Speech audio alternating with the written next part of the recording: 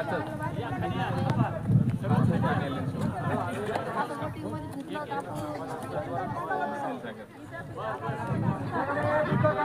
है का नाम है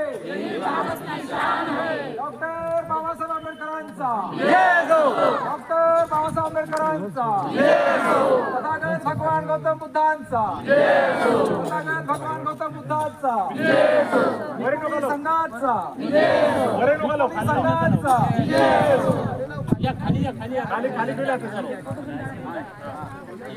एक फोटो घ्या.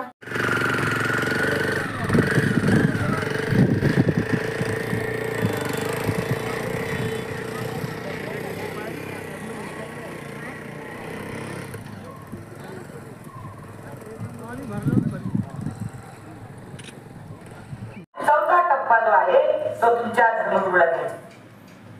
हे 4 टप्पे जर दिले नाही, तुम्ही हे 4 टप्पे जरी केले तुमच्या कमाईचे, तर त्यातला एक लाखचा टप्पा हॉस्पिटलच्या दारात कुठे जाते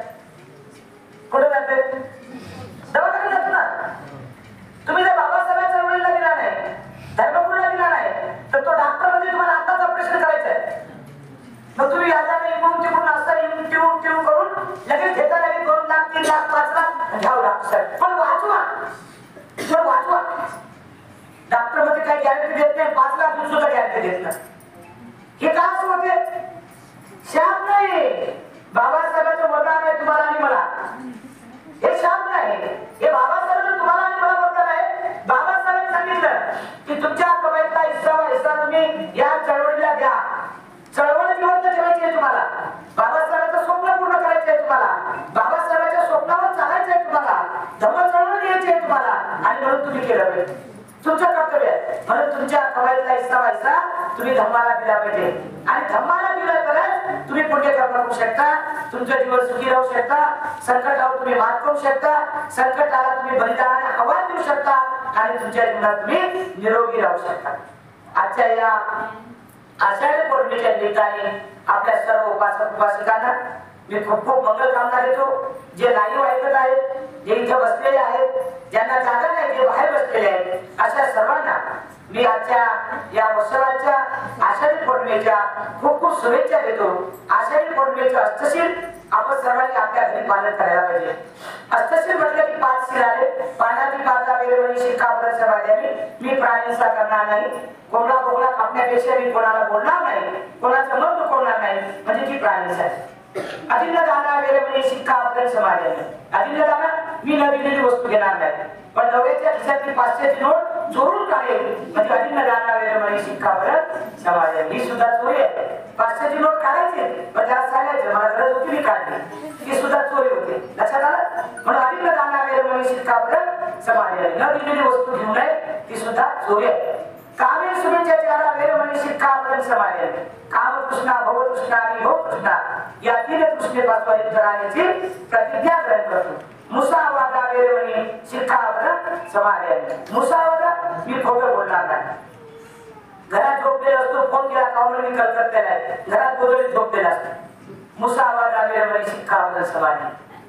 मी खोटं बोलण्यापासून अलिप्त राहण्याची प्रतिज्ञा ग्रहण करतो. आणि सुरा वीर म्हणजे कुमार खाना वेळोवेळी शिक्कापत्र समाजाने. विकतची दारू, पक्की दारू, तंबाखू, सिगारेट या व्यसनापासून अलिप्त राहण्याची प्रतिज्ञा ग्रहण करतो. हे 5 शील आहे, आणि याच्यामध्ये 3 शील ऍडिशनल करायचे आहेत. कोणते करायचे? पहिलं शील आहे अब्रह्मचर्य वेळोवेळी शिक्कापत्र समाजाने. अष्टशील मध्ये उपस्वत व्रतामध्ये अब्रह्मचर्य वेळोवेळी शिक्कापत्र समाजाने. मी उपस्वत व्रताच्या दिवशी पौर्णिमा, अष्टमी, अमावस्या आणि परत अष्टमी या उपस्वत व्रताच्या दिवशी मी अष्टशिलेचं पालन करेन, मी ब्रह्मचार्याचं पालन करेन. अब्रह्मचर्य वेळोवेळी शिक्कापत्र समाजाने. दोघे नवरा बायकोने शील घ्यायचं. उलट चांगलं आहे, तुमच्या घरात सुख मिळेल, शांती मिळेल, आनंद मिळेल. आणि माझे आई वडील पोषण व्रताचं पालन करतात, म्हणजे माझे आई वडील बौद्ध धर्माचे भक्त आहेत, मी सुद्धा बौद्ध धर्माचा उपासक आहे, अशी जाणीव त्या मुलाला करण्यासाठी तुम्हाला अष्टशिलेचं पालन करणं अत्यंत गरजेचं आहे. त्याच्यानंतर दुसरं शील टाकायला लागेल त्याच्यामध्ये विकार भोजना वेळोवेळी शिक्कापत्र समाजाने. विकार भोजना वेळोवेळी मी 12च्या नंतर उपस्वत व्रत सोडणार नाही. मी 12च्या नंतर भोजनदान देणार नाही. कोण्या दिवशी? पौर्णिमेच्या दिवशी, अष्टमीच्या दिवशी, अमावस्येच्या दिवशी आणि परत अष्टमीच्या दिवशी मी पिकाला भोजनाला गेलो. मी 12च्या नंतर भोजनदान देणार नाही. त्याच्यानंतर आहे उच्चासेना महासेना वेरवणी शिक्कापद समाधी.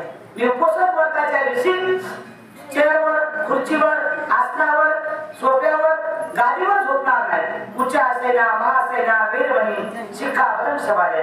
मी उपोषण व्रताच्या दिवशी त्याचा कुठलाही वापर करणार नाही. जात रूपरहिता पटिकरना वेरवणी शिक्कापद समाधी. जात रूपरहिता म्हणजे उपोषण व्रताच्या दिवशी सोनं चांदी कुठलाही दागिना मी माझ्या अंगावरती वापरणार नाही अशी मी शपथविधी करतो.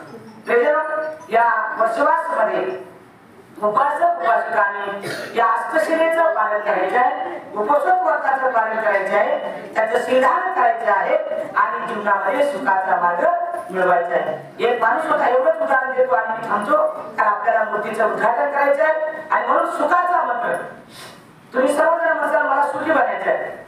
सुखाचा मंत्र मी तुम्हाला आजच्या दिवशी सांगतो. तुम्ही आयुष्यात कधीच बोलावा सुखाचा मंत्र मी बोलत आहे. महाराज मला सुखाचा मंत्र देणार आहे. आणि मग 6 वाजता बौद्ध संस्कार मिळतील.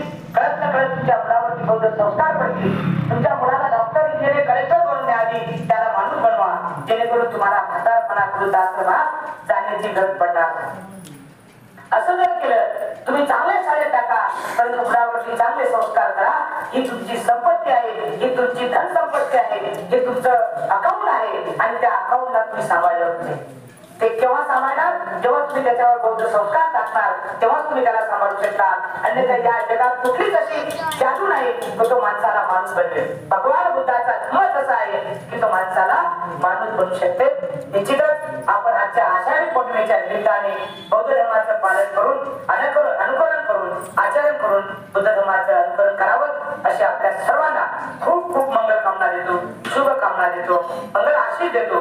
पगारी परिवार, जाधव परिवार, देहारे परिवार,